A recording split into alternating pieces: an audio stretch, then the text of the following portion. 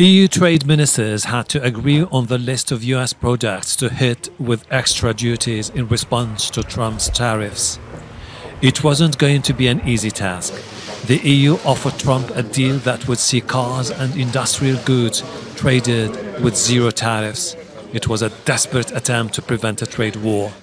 The current trade situation with the United States, our most significant partner, is in a tough spot. A range of tariffs is hitting a significant portion of EU exports. In fact, 380 billion euros worth of EU exports to the US. So we are talking here some 70% of our total exports are facing tariffs of 20% or 25% or even higher. The EU will soon join China and Canada in imposing retaliatory tariffs. The first set of targeted countermeasures on $28 billion of US imports in retaliation for Trump's tariffs on European steel and aluminium. The EU remains divided over the scope of its response.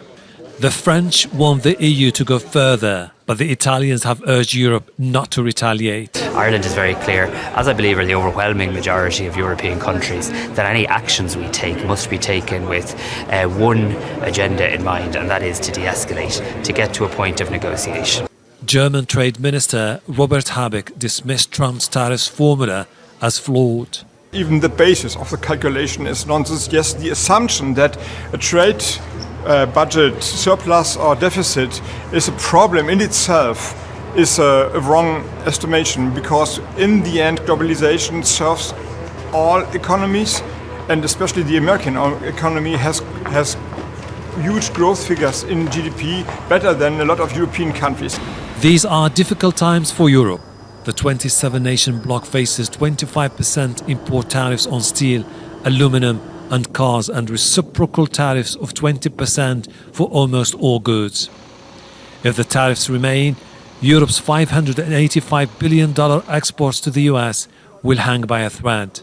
Stock markets in Europe tumbled on Monday, their worst fall since 2020. EU leaders fear the financial bloodbath could lead to global recession, and there's little they can do to solve things except hoping they can convince Trump on the mutual benefits of free trade and the risk of imposing protectionist measures. Ahelbarra, Al Jazeera, Luxembourg. Make sure to subscribe to our channel to get the latest news from Al Jazeera.